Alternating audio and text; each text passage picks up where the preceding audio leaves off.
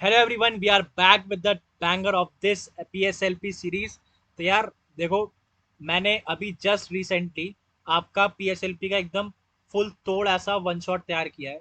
आप मानोगे नहीं, 7 से 8 घंटे में आपकी पीएसएलपी ऐसी हो जाने वाली है इस बार कि आपको एकदम मजा आ जाएगा विद पीवाईक्यूज। अच्छी बात यह है कि इस बार पीवाईक्यूज भी मैंने, क्योंकि लास्ट टाइम जो पेपर हमारा खुद का हुआ था वो पेपर मैंने बैठ के आप लोगों के लिए सॉल्व किया, और हर चीज को एकदम इस चीज में या फिर इस मैनर में रखा है, लाइन वाइज ऐसे कराया कि आपको किसी भी तरीके की कंफ्यूजन या फिर आईपीयू के हमारे बच्चों को कहीं और भी भागने की जरूरत ना पड़े। तो यार देखो, मेरे सामने एक फॉर्मूला शीट खुली हुई है। मैं आज आप लोगों से सिर्फ और सिर्फ ये बात करने आया हूँ कि मैंने किस तरीके से अपने पूरे उसमें यानी कि अपने पूरे जो मैंने बनाया है पूरा वन शॉट, उसके अंदर मैंने कैसे कैसे चीज़ों में मूव ऑन किया है, मैं उसके बारे में आपको बताता हूँ चीज़ें, है ना। और बिना टाइम वेस्ट किए शुरू करते हैं। देखो, सबसे पहला जो हमारा सब्जेक्ट है, पूरा स्टार्टिंग में पहले तो प्रोबेबिलिटी है, फिर स्टैटिस्टिक आ जाता है, फिर बीच में हाइपोथेसिस टेस्टिंग जो बच्चों को बहुत बुरी लगता है। और सच्ची बताऊं, यूनिट 4 देखने में आप लोगों को लगती तो आसान है, बट सच बता रहा हूँ, यूनिट 4 आसान नहीं है भाई। यूनिट 4 अगर ढंग से कोई करने बैठेगा ना, उसकी हालत खराब हो जाती है, क्योंकि यूनिट 4 में कंफ्यूजिंग इतनी है ना चीज़ें कि यार पूछो मत। और अगर किसी को वो चीज़ समझ आ जाती है तो वो उसके लिए स्कोरिंग मार्क्स भी हो जाते हैं। ठीक है, बिलीव मी, बहुत स्कोरिंग मार्क्स है यूनिट 4। ठीक है, तो चलो एक काम करते हैं, पहले नॉर्मल फॉर्मूले से शुरू करते हैं। देखो, इसके अंदर सबसे पहला, इसके अंदर लिखा हुआ है रैंडम वेरिएबल, जो कि मैंने वन शॉट के अंदर पढ़ाया हुआ है। ठीक है, रैंडम वेरिएबल में दो तरीके के होते हैं, डिस्क्रीट रैंडम वेरिएबल और एक कॉन्टिन्यूस रैंडम वेरिएबल। अच्छा, अब प्रोबेबिलिटी मास फंक्शन किसके अंदर आता है? ये हमारा डिस्क्रीट रैंडम वेरिएबल में आता है। ये उसकी दो कंडीशन है। ठीक है, उसके बाद अब प्रोबेबिलिटी डेंसिटी फंक्शन किसके अंदर आता है? कॉन्टिन्यूस रैंडम वेरिएबल के अंदर। तो कॉन्टिन्यूस रैंडम वेरिएबल के अंदर भी हमारा ये वैल्यू आती है, और ये उसकी दो कंडीशन है, किसकी? प्रोबेबिलिटी डेंसिटी फंक्शन की।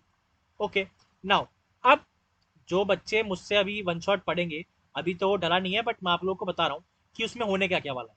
ठीक है, कसम से बता रहा हूँ, फैन हो जाओगे। क्योंकि लास्ट टाइम जैसे मैंने अप्लाइड मैथमेटिक्स का, जब जो बच्चे मेरे साथ या फिर एफएफटी के साथ बहुत टाइम से जुड़े हुए हैं, उनको पता होगा कि लास्ट टाइम जब मैंने पेड वाला एक लेक्चर निकाला था, ठीक है, जिन्होंने खरीदा था और जिन्होंने पढ़ा था, वो आई गेस 8 या 9 घंटे का लेक्चर था, है ना, हाँ 9 घंटे करीब का लेक्चर था। और वो इतना हेल्पफुल था, मतलब उस टाइम मुझे भी इतना अप्रिसिएशन मिला था। मैं बता रहा हूँ आप लोगों को, उसी तरीके की मेहनत मैंने, इवन उससे ज़्यादा मेहनत इस बार करी है पीएसएलपी के लिए। ठीक है, तो देखो यहाँ पर एक्सपेक्टेशन ऑफ एक्स का फॉर्मूला क्या होता है? Summation x P x. ये हमने अच्छे से इसके बारे में पूरी बात की हुई है वन शॉट के अंदर। और इसके बारे में भी क्या, ये कॉन्टिन्यूस रैंडम वेरिएबल के लिए एक्सपेक्टेशन है। डिफरेंस क्या होता है? यहाँ पर समीशन आता है और यहाँ पर इंटीग्रेशन आता है। अब यहाँ पर हमने डिस्ट्रीब्यूशन कौन कौन से पढ़े हुए हैं? Binomial, Poisson, exponential, normal. सच ही बताऊं, मैंने यूनिफॉर्म के बारे में बात करी नहीं। क्यों नहीं करी? रीजन है, पेपर में देखने को कम मिलता है और चांसेस काफी लो है। सबसे ज्यादा चांसेस किस भाई के होते हैं? सबसे ज्यादा चांसेस देखो, नॉर्मल का क्वेश्चन तो आता ही आता है। ठीक है, मोमेंट जनरेटिंग में एक्सपोनेंशियल या आपसे पॉइजन डिस्ट्रीब्यूशन के बारे में पूछ लेते हैं, तो मैंने उसके ऊपर भी बात की है। दोनों क्वेश्चन सॉल्व करा है मोमेंट जनरेटिंग फंक्शन का। ठीक है, अच्छा उसके बाद यहाँ पर देखो उसने क्या बनाया हुआ है। उसने बनाया हुआ है एक सैंपल स्पेस बनाया, और ये वो क्या दिखाना चाह रहा है, वो आप लोगों को एक रैंडम वेरिएबल और प्रोबेबिलिटी के बीच में एक रिलेशन दिखाना चाह रहा है। जो नॉर्मल रिलेशन होता है ना उन दोनों के बीच में, वो आपको ये शो करना चाहता है इस पूरे डायग्राम के थ्रू, है ना। अच्छा, उसके बाद यहाँ पर क्या हो रहा है, ये उन्होंने एक डायग्राम प्लॉट कर दिया जो आप लोगों को हेल्प कर सके। अच्छा, उसके बाद रैंडम वेरिएबल की एक डेफिनेशन लिखी है नीचे, छोटी सी, जरा उसके ऊपर भी गौर फरमा लेते हैं। क्या क्या है फॉर्मूले में? तो रैंडम वेरिएबल एक रियल वैल्यूड फंक्शन है, जो मैंने आप लोगों को बताया हुआ है। ठीक है, और सैंपल स्पेस, जैसे मान लो मैंने एक फेयर कॉइन टॉस किया, तो 3 बार टॉस करने पे क्या मिल रहा है? ट्रिपल एच, यानी कि head head head, head head tail, head tail head, tail head head, head tail tail, tail head tail, tail tail head और ट्रिपल टेल। ठीक है, अब ये सबकी प्रोबेबिलिटीज निकाल रहा है। ठीक है, रैंडम वेरिएबल क्या होता है? बेसिकली रियल वैल्यू हम प्रोवाइड कर देते हैं हर एक प्रोबेबिलिटी को। फिर प्रोबेबिलिटी डिस्ट्रीब्यूशन के बारे में बात कर रहा है ना। अच्छा, डिस्क्रीट रैंडम वेरिएबल की बात कर रहा है ना। Probability mass function, probability mass function किसके अंदर आता है? पीएमएफ आता है हमारा, ये डिस्क्रीट रैंडम वेरिएबल के अंदर, याद रखना। प्रोबेबिलिटी मास फंक्शन किसके अंदर आएगा बेटा? प्रोबेबिलिटी मास फंक्शन आएगा हमारा इस पूरे वैल्यू के अंदर, किसके अंदर? डिस्क्रीट रैंडम वेरिएबल के। डिस्क्रीट रैंडम वेरिएबल के अंदर पीएमएफ हो गया, हमने ये बात कर ली। अच्छा, उसके बाद आता है डिस्ट्रीब्यूशन फंक्शन। डिस्ट्रीब्यूशन फंक्शन क्या होता है? देखो, डिस्ट्रीब्यूशन फंक्शन के बारे में भी इसने बताया हुआ है ना। बट हमें क्या पढ़ना है? हमें पढ़ना है random variable, discrete, continuous. Discrete के अंदर पीएमएफ यानी कि probability mass function, continuous random variable के अंदर प्रोबेबिलिटी डेंसिटी फंक्शन, ठीक है, उसी की यहाँ पर पूरी ढंग से बात की गई है। अच्छा, उसके बाद के की वैल्यूज कैसे निकालते हैं, हमने ये वाला वेराइटी भी उसके अंदर टच किया हुआ है, ये वाली वेराइटी भी टच की है, ये वाली भी करी है, ये वाली भी करी है। और तो और फाइंड द वैल्यू ऑफ सी, हाँ ये भी हमने बात की हुई है। अच्छा, ऐसी वेराइटी के लिए क्या करना होता है, प्रोबेबिलिटी निकालो उसकी और इसकी और पूरे को सॉल्व कर दो, ठीक है। ये पूरी हमने बात की हुई है बहुत ही अच्छे से पूरे लेक्चर के दौरान, ठीक है। अच्छा, उसके बाद ये उन्होंने पूरा क्वेश्चन सॉल्व किया हुआ है, तो क्वेश्चन सॉल्व में दोबारा तो मैं जाऊंगा नहीं, ठीक है। उसके बाद कॉन्टिन्यूस रैंडम वेरिएबल, वैसे एक चीज बताऊं, जिसको कुछ नहीं आता वो अगर इसको पढ़ेगा, देखो एक बार पढ़ने के बाद जिस जो ये पढ़ेगा ना, ये चीट शीट जो मैंने सामने खोल के रखी है भाई, एकदम बंटादार है भाई का। अच्छा, तो हुआ क्या, कॉन्टिन्यूस रैंडम वेरिएबल के अंदर क्या होता है, जो रेंज इंटरवल के अंदर चीजें आती हैं, जैसे डिस्क्रीट का मतलब तो होता है कि पर्टिकुलरली इंडिविजुअल वैल्यूज, एक तरीके से ये कह सकते हैं, बट कॉन्टिन्यूस रैंडम वेरिएबल में मतलब इंटरवल के अंदर रेंजेस आ जाती हैं। अच्छा, और इसके अंदर फंक्शन कौन सा लगता है, प्रोबेबिलिटी डेंसिटी फंक्शन। अच्छा ठीक है, एक्स एक कॉन्टिन्यूस रैंडम वेरिएबल है जिसका पीडीएफ यानी कि प्रोबेबिलिटी डेंसिटी फंक्शन कुछ इस तरीके से होता है, ठीक है। इन्होंने यहाँ पर सॉल्व किया हुआ है, ऐसे इससे भी अच्छे अच्छे क्वेश्चन हमने अपने पेड के अंदर सॉल्व किए हुए हैं, तो मुझे इतना इसके अंदर घुसने की जरूरत नहीं है। अच्छा ठीक है, नाइस, ओके। मैं कुछ अच्छा ढूंढ रहा हूँ, जैसे कि हमारा expectation, yes, this is the thing. यार एक्सपेक्टेशन देखो, one of the most important topic, दो चीज तो आप मिस कर ही नहीं सकते पूरे पीएसएलपी में, एक एक्सपेक्टेशन और एक मोमेंट जनरेटिंग फंक्शन। भाई साहब दोनों भाई भाई हैं एक तरीके से, पेपर में अगर आपको कोई फंसा सकता है तो वो यही फंसा सकते हैं, लेकिन अगर आपका इसका फंडा क्लियर है ना, अगर आप इसको ये आराम से समझते हो, चीज़ों को डरते नहीं हो, तो आपका एकदम बल्ले बल्ले, ठीक है। और हमने कसम से बता रहा हूँ बहुत अच्छे से किया हुआ है, सच में। अगर मुझे, मैं सोचता हूँ, वेरी ऑनेस्टली बता रहा हूँ सच में, कि जब मैं अपने टाइम पे मैंने पीएसएलपी पढ़ी थी, मैं ये सोचता हूँ कि अगर मुझे मेरे टाइम पे कोई ऐसे एक जगह रख के इकट्ठी चीज़ें पढ़ा देता तो मेरा क्या होता, ठीक है। तो हम इतना भटकते नहीं, हम उस टाइम पे एक्सपेक्टेशन पढ़ने के लिए, अबे यार क्या है ये, क्या है क्या नहीं है, मतलब दिमाग खराब था, सच बता रहा हूँ। एक्सपेक्टेशन से नफरत थी, लेकिन जब मैं अब आप लोगों को पढ़ाने बैठा ना, मैं खुद उस चीज़ के अंदर घुसा, क्योंकि यार पढ़ाने के लिए भी खुद को बहुत पढ़ना पड़ता है, सच बता रहा हूँ, बहुत मेहनत लगती है। आपका एक लेक्चर जो मैंने 8 से 9 घंटे का पिछली साल भी बनाया था, इस साल भी बनाया है, बहुत मेहनत लगी है, और सच बता रहा हूँ वर्थ इट होगी। लिख के लो, वर्ड कह रहा हूँ, वर्ड दे रहा हूँ कि ये पूरा का पूरा 8 से 9 घंटे का लेक्चर जो आएगा ना, एकदम तोड़ फोड़ रहने वाला है, सो ट्रस्ट मी, बस। अब देखो, एक्सपेक्टेशन वैल्यूज किसके लिए, डिस्क्रीट के लिए पढ़नी है, कॉन्टिन्यूस रैंडम वेरिएबल के लिए पढ़नी है। इस फॉर्मूले के बारे में हमने बात की हुई है, क्या सबमिशन आता है, और यहाँ पर क्या आती है, वैल्यू पी एक्स आती है। अच्छा, उसके बाद यहाँ पर भी कुछ वैल्यू आती है, और यहाँ पर इसकी वैल्यू एक्स होती है, जो यहाँ लिखा हुआ है ना 5x, वहाँ पर देखो, यहाँ पर उन्होंने कंफ्यूज करके लिखा हुआ है, लेकिन मेरे नोट्स में एकदम साफ साफ लिखा हुआ भाई क्या वैल्यू किस तरीके से रखनी है, और क्वेश्चन में कैसे कैसे यूज करना है, सारी चीजें एकदम सिंपल बात की गई है, ठीक है। यहाँ पर उन्होंने लिखा तो इसको वेरिएबल है, but this is variance, okay. ये वेरियांस का फॉर्मूला होता है, ये भी हमने काफी अच्छे से इसके ऊपर क्वेश्चन करे हैं और बात करी हुई है, ओके। मीन एंड वेरियांस निकालना है, या आप निकाल लो कि मीन कैसे निकलता है एक्सपेक्टेशन वैल्यूज से, वेरियांस कैसे निकलता है उस फॉर्मूले से, ठीक है। 13 cards, continuous random variable, expectation values, देखो ज़्यादा कुछ मुश्किल है नहीं। फिर आता है बाइनोमियल डिस्ट्रीब्यूशन, ठीक है, बाइनोमियल डिस्ट्रीब्यूशन के ऊपर हमने क्वेश्चन किए हुए हैं, ठीक है। मोमेंट जनरेटिंग फंक्शन कैसे सॉल्व करते हैं वो निकाला हुआ इन्होंने बाइनोमियल का। उसके बाद कैरेक्टरिस्टिक फंक्शन कैसे सॉल्व करते हैं, ठीक है। मीन एंड वेरियांस, ठीक है, ये पूरा का पूरा बाइनोमियल हो गया। बाइनोमियल के ऊपर क्वेश्चन हो गए। पॉइजन डिस्ट्रीब्यूशन, पॉइजन डिस्ट्रीब्यूशन के यार क्वेश्चन देख लेते हैं। ये तो प्रूफ करने को आ गया पूरा का पूरा। मोमेंट जनरेटिंग फंक्शन, ये वैल्यू हमने निकाली हुई है किसके अंदर, हमारे पेड सीरीज के अंदर। अच्छा, और प्रोबेबिलिटी जनरेटिंग फंक्शन, ठीक है, ये हमने पूरा का पूरा सॉल्व किया हुआ है, मोमेंट जनरेटिंग फंक्शन इसके अंदर। अच्छा, एक चीज़ मैं आपको बताऊं, बहुत जेनुअनली बता रहा हूँ, अगर किसी ने नहीं पढ़ा हुआ तो यार एक्सपोनेंशियल सीरीज याद कर लेना। क्या याद कर लेना, एक्सपोनेंशियल सीरीज। भाई मानते होगे तो यार इस चीज़ को बहुत अच्छे से रट लेना, दोनों सीरीज को, क्योंकि आपके काम आने वाली है पेपर में। जैसे क्यों काम आने वाली, मेरी नज़र पड़ गई और अभी भी मेरे को लेक्चर में याद आ गया था एकदम से इसके ऊपर। तो यहाँ पर आपकी एक्सपोनेंशियल सीरीज लगनी ही लगनी है, आप अपने आप को उससे एग्जिस्ट मतलब रेजिस्ट कर ही नहीं पाओगे कि भाई मैं ना पढ़ूँ और ना आए, ऐसा हो ही नहीं सकता, ठीक है। उसके बाद फिटिंग मेथड आ जाते हैं, ठीक है, पॉइजन डिस्ट्रीब्यूशन के कैसे कैसे फिटिंग होती है। एक्सपोनेंशियल डिस्ट्रीब्यूशन, बेसिकली ये एक पूरी चीट शीट ऐसी है कि आप जब इससे गो थ्रू होगे, जब इसको पढ़ोगे, तब आप एकदम अपने सारे कॉन्सेप्ट को क्लियर कर चुके होगे। अब मैं आपको बताता हूँ कि हमने कैसे कैसे क्वेश्चंस वहां पर सॉल्व किए हुए हैं, थोड़ा दिखाता हूँ कौन कौन से क्वेश्चन सॉल्व किए हुए हैं, पूरा चिट्ठा ही खोल के दिखाता हूँ ना, 1 सेकेंड।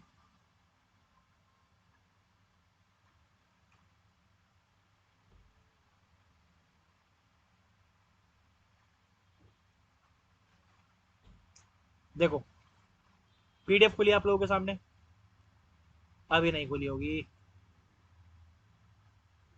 थोड़ा सा लोड होने में टाइम ले रही है, थोड़ा सा सब्र करो बस। देखो खुल गया,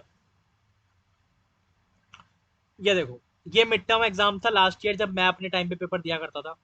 अब मैं बताता हूँ मैंने अपनी पेड सीरीज में कौन कौन से क्वेश्चन खुद से, और देखोगे राइटिंग इतनी चुम्बेश्वरी लिखी है ना भाई, प्यारी समझ आ जाने वाली है एक ही बार में। ठीक है, ये वाला क्वेश्चन हमने सॉल्व किया हुआ है, ये भी सॉल्व किया हुआ है, ये भी सॉल्व किया हुआ है। सेंट्रल लिमिट थ्योरम क्या होती है ये मैंने बताई हुई है। ठीक है, ये वाली वैल्यू एक्सपेक्टेशन की सॉल्व की हुई है। तो यार आप सोचो कि जब मैंने ये क्वेश्चंस को सॉल्व किया होगा, तब कितने सारे कॉन्सेप्ट से आपको रूबरू करवाया होगा, और कितने अच्छा मैंने उसके अंदर बताया होगा आप लोगों को। ठीक है, और देखो, जॉइंट प्रोबेबिलिटी डिस्ट्रीब्यूशन, ये हमने बहुत अच्छे से किया हुआ है।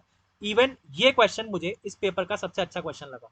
ये हम अपने टाइम पे बता रहा हूँ, मेरे टाइम पे मैंने पेपर दिया था ना वाला, भाई साहब फंस गया था मैं पूरा इसके अंदर, एकदम दिमाग घूम चुका था कि भाई ये क्या हो रहा है।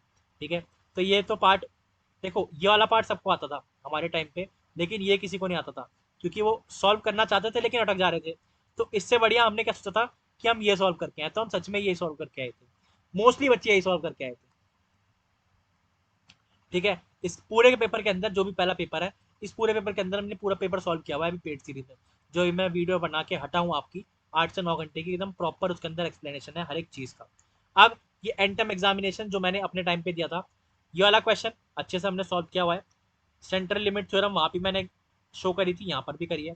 ठीक है, मोमेंट जनरेटिंग फंक्शन एक्सपोनेंशियल का पूरा शो करा हुआ है, अच्छे से समझाया हुआ है कैसे कैसे हो रहा है। प्रोसीजर हाइपोथेसिस टेस्टिंग का ये तो मैंने लेक्चर के अंदर ही बता दिया है। अच्छा, मैं ये देख रहा हूँ, मैं आप लोगों को ये बताना कन्वे करना चाहता हूँ कि यार आप अपना नुकसान मत करो, क्योंकि आजकल पता है क्या हो रहा है, मैं देख रहा हूँ कि बहुत सारे लोग ऐसे हैं कि कुछ, मैं नाम नहीं लेना चाहूंगा, लेकिन कुछ लोग ऐसे हैं कि हमें देखा देखी वो चीज़ शुरू कर रहे हैं, लेकिन वो ऐसे ही लोग हैं, सच बता रहा हूँ, ऐसे लोग हैं जिन्होंने हमसे ही पढ़ा एक टाइम पे। ठीक है, बट अभी क्या है, उनका भी चस्का है, लेकिन भाई उनको भी पूरा, मैं कोई हेट किसी के लिए नहीं है, बट मैं चाहता हूँ कि आप जो मेरे साथ जुड़े हो स्टार्टिंग से, एएम मेरे से पढ़ी है नहीं, और इस बार आप पीएसएलवी भी मुझसे पढ़ोगे, क्योंकि मेरी मेहनत मैं सिर्फ आप लोगों के लिए करता हूँ, सच बता रहा हूँ, सिर्फ और सिर्फ आप लोगों के लिए करता हूँ, और मुझे कोई इसके अंदर कोई फायदा नहीं है। ठीक है, उसके बाद एलपीपी का वाला क्वेश्चन ग्राफिकली। ठीक है, हाँ, मैं ऑनेस्ट आपसे ये रहता हूँ कि मैंने लेक्चर के अंदर असाइनमेंट प्रॉब्लम नहीं कराया होगा। ठीक है, असाइनमेंट प्रॉब्लम मैंने बच्चों के ऊपर, पेड सीरीज जो भी मैंने कंप्लीट करी है वो मैंने छोड़ा हुआ है कि बच्चे आप खुद करना। ठीक है, बाकी मैंने अपनी पूरी की पूरी जान उसके अंदर लगा दी है, सब कुछ कराया। उसके बाद ये क्वेश्चन हमने पूरा का पूरा सॉल्व किया हुआ है पेड में पूरा। ठीक है, उसके बाद ये पूरा सॉल्व हुआ है हमारा 95%, 35%, 25% वाला। ठीक है, कंडीशनल प्रोबेबिलिटी का क्वेश्चन है, काफी अच्छा क्वेश्चन है।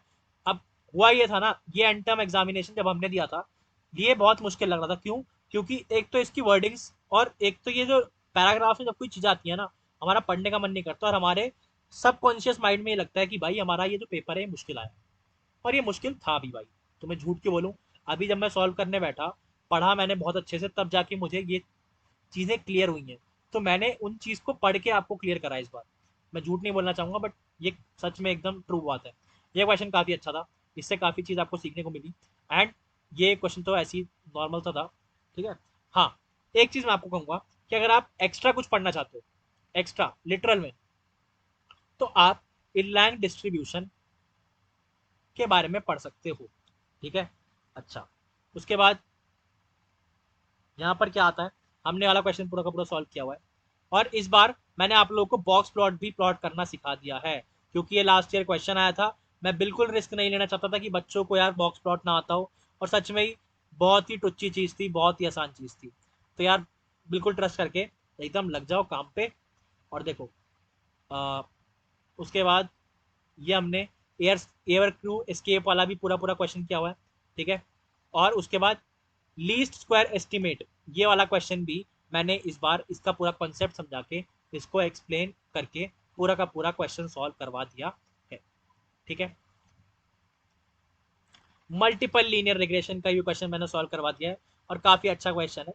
ठीक है, इसका आपको ही बेनिफिट होगा क्योंकि मैंने अपनी मेहनत करी है, लेकिन बेनिफिट सिर्फ सारा सा आपका है। ठीक है, उसके बाद जो अब की बार मैंने पेपर में ये देखा,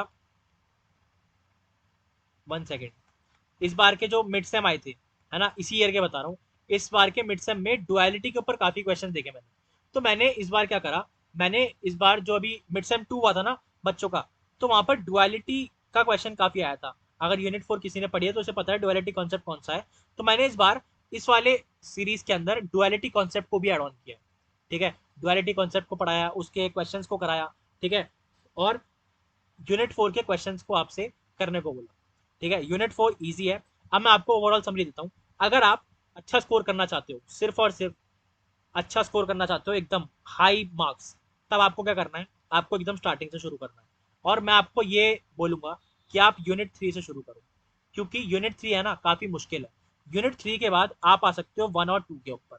लेकिन आप, अगर आपका 1 और 2 थोड़ा बहुत क्लियर है कि आप बाइनोमियल, पॉइजन या फिर इन सब चीज़ों में नहीं अटकते, तो आप पहले 4 के ऊपर कूद सकते हो। 4 अगर आप ढंग से पढ़ोगे तो मैक्स टू मैक्स 1.5 दिन लगाएगा, विद अच्छी प्रैक्टिस। ऐसा नहीं कि सिर्फ पढ़ लिया, बच्चे क्या करते हैं सिर्फ पढ़ के चले जाते हैं। इसीलिए बेटा दिमाग में ना, पेपर जब हम करते हैं तो पेपर में हमारे चीज़ें आधी आधी क्यों आती हैं, क्योंकि हम क्या करते हैं, एक ही दिन में सब कुछ अपने दिमाग में घुसेड़ने की कोशिश करते हैं। फिर वहाँ क्या होता है, वहाँ जाने के बाद सारा का सारा दिमाग में मिक्स हो रहा है कि भाई अच्छा ये वहाँ था, ओहो, अबे यार मिक्स हो गया, बाहर आया, अबे ये तो इसका था ही नहीं। ऐसे नहीं होता। हर एक चीज़ को लिखो बार बार। और सच बता रहा हूँ, जितना अगर आपको फॉर्मूले या उसका प्रोसीजर याद होने लग गया ना, उस दिन से इंजीनियरिंग मैथ्स में आपका काफ़ी अच्छा कमांड हो जाएगा। और एक बार प्रोसीजर और फॉर्मूला याद हो गया, उसके बाद अगर आप 2 से 3 क्वेश्चन कर लेते हो पर पर कॉन्सेप्ट, तब आपका काफ़ी अच्छा रहता है। और ये बताऊँ, इंजीनियरिंग के सिलेबस में हर चीज़ करने की ज़रूरत भी नहीं होती मैथ्स के अंदर। गिनी चुनी चीज़ जो हर साल रिपीट हो रही होती है, जो इंपॉर्टेंट होती है, उन्हीं के कॉन्सेप्ट अगर करके चले जाओ, हर एक कॉन्सेप्ट के 2 से 3 क्वेश्चन, मस्त एग्जाम जाता है एकदम फाड़ू। ठीक है, तो वही वाला काम है। अच्छा, उसके बाद जो हम देख रहे थे, इसी के अंदर मोमेंट जनरेटिंग फंक्शन इन्होंने देखो इस पूरी चीट शीट के अंदर हमने करा हुआ है। ठीक है, स्टैंडर्ड नॉर्मल वेरिएंट है, नॉर्मल डिस्ट्रीब्यूशन का कर्व पूरा का पूरा हमने पूरा अच्छे से बताया हुआ है, मोमेंट जनरेटिंग फंक्शन क्या होता है, कैसे निकलता है ना। तो ये तो सारे के सारे क्वेश्चन हैं, मैंने बहुत सारे क्वेश्चन कराए हैं। बिल्कुल इस बार तो कोई टेंशन ही नहीं है, मुझे पता है आप मुझ पर ट्रस्ट करोगे। यूनिफॉर्म डिस्ट्रीब्यूशन कराया नहीं तो मैं इसके बारे में बात भी नहीं करूंगा इस बार। अच्छा, इरलैंग के बारे में देखो, कहीं नहीं जाना, इन दोनों इस पूरे पेज को पढ़ लेना एक्स्ट्रा, अगर कोई पढ़ना चाहे तो। दिस इज माय सजेशन कि आप इसको पढ़ना चाहो तो आप पढ़ सकते हो, एक्स्ट्रा नॉलेज रख के कोई भी नुकसान नहीं होगा पेपर में। हाँ, बट इसको तभी करना जब आपका सारा कुछ हो जाए। हाँ, ये भी एडवाइस दूंगा, अगर कुछ ऐसे हैं जिनको सिर्फ पास होना है मैथ्स में, तो यूनिट 4 से शुरू करना। यूनिट 4 मुश्किल लगती है क्योंकि उसमें बच्चे कंफ्यूज हो जाते हैं, लेकिन गिव अप मत करना, समझते जाना चीज़ों को, समझते जाओगे, हो जाएगा। यूनिट 4 से अच्छे खासे नंबर गेन करोगे। उसके बाद यूनिट 1 और 2 को करना। यूनिट 1 2 करने के बाद यूनिट 3 में सिर्फ और सिर्फ लीनियर रिग्रेशन या मल्टीपल लीनियर रिग्रेशन वाले पार्ट को कर जाना। हाइपोथेसिस टेस्टिंग एक बार को छोड़ सकते हो, तुम्हें अगर सिर्फ और सिर्फ पास होना है तो। ठीक है, अच्छा। अच्छा, उसके बाद गामा डिस्ट्रीब्यूशन पढ़ सकते हो इस पूरी स्लाइड के अंदर से। ठीक है, अच्छा, यूनिट 2 हमने 2 डायमेंशनल पढ़ा हुआ है पूरा अच्छे से, पूरे कोर्स के अंदर काफ़ी अच्छे से हमने 2 डायमेंशनल की बात करी है। मार्जिनल डेंसिटी के ऊपर जो भी क्वेश्चन थे हमारे, कंडीशनल प्रोबेबिलिटी पूरी सॉल्व की हुई है। ठीक है, इंडिपेंडेंट वेरिएबल के बारे में तो मैंने स्टार्टिंग में बता दिया था, एकदम लेक्चर के स्टार्टिंग में। ठीक है, एग्जाम्पल्स हैं, कोवेरियंस पूरा निकालना बताया, कैसे निकालते हैं कैसे नहीं निकालते। कोरिलेशन कोफिशिएंट कैसे निकालते हैं, कार्ल पियर्सन कोफिशिएंट, मैंने पूरा एक क्वेश्चन अच्छे से करवाया हुआ है उसके अंदर। ठीक है, लीनियर फंक्शन ओके, ठीक है, सब कुछ ठीक है, कोई दिक्कत नहीं है। फिर हमारा बॉक्स प्लॉट वगैरह आ गया। ठीक है, तो ये सब चीज़ें आप देख सकते हो। तो यही सब सारी की सारी चीज़ें थी। बॉक्स प्लॉट मैंने शायद यही एग्जाम्पल भी करवाया है। हाँ यार, यही एग्जाम्पल था। Oh wow, what a coincidence. ठीक है, तो बॉक्स प्लॉट का मैंने यही वाला एग्जाम्पल भी करवाया। अच्छा, तो आप, हाँ मैं ये भी कहूँगा, मैंने आपसे 3 चीज़ें बोली, एक असाइनमेंट प्रॉब्लम, एक स्टेम एंड लीफ जो यहाँ लिखा लिखा हुआ है। ठीक है, और एक लेक्चर में मैंने बोला आपसे पॉइंट एस्टिमेट, इसके बारे में पढ़ जाना। ठीक है, ये दोनों आपको सॉल्व करने के लिए चीज़ें हैं और इसके बारे में पढ़ जाना। ये तब करना जब आपके पास टाइम बचा हो, आपने सब कुछ कर लिया हो तब, ठीक है। क्योंकि पिछली बार बॉक्स प्लॉट आया था, अब की बार स्टेम और लीप क्या पता आ जाए, कुछ पता नहीं है। तो एक बार आप देख जाना, काफी बहुत कॉम्प्लेक्स चीज नहीं है बॉक्स प्लॉट। आप देखोगे जब मैंने कराया हुआ है, इतना हलवा चीज था कि पूछो मत। स्टेम और लीप भी कुछ उसी तरीके का है, ठीक है। तो मैं आप लोगों से कहूंगा कि यार जो भी मैंने बनाया है, प्लीज उसके लिए मैंने बहुत जी जान से मेहनत करी है, आप लोग उसको जरूर अप्रिशिएट करना। और जो भी होगा तुशिका आपको बता देगी कि कैसे कैसे लेक्चर्स आने हैं और किस तरीके से आने हैं, ठीक है। आलतू फालतू कहीं घूमने की जरूरत नहीं पड़ेगी, मेरे पढ़ाने से आपका एकदम उद्धार हो जाएगा, टेंशन मत लो। और मुझे पता है चीज़ें बहुत सारी हैं यूट्यूब पे, कहीं ना कहीं घूमना पड़ता है कैसे कैसे, बट ट्रस्ट मी या बिलीव मी, कहीं जाने की जरूरत नहीं पड़ेगी। एक बार मेरे साथ इस लेक्चर में बैठ जाना, जो भी आ रहा है ये, उसके बाद कहीं भी जरूरत नहीं पड़ने वाली, इसकी गारंटी है मेरी तरफ से, ठीक है। आप अप्रिशिएट ही करके निकलोगे कि भैया कि आपने बहुत एफर्ट करे। So thank you so much and all the very best for your exam guys.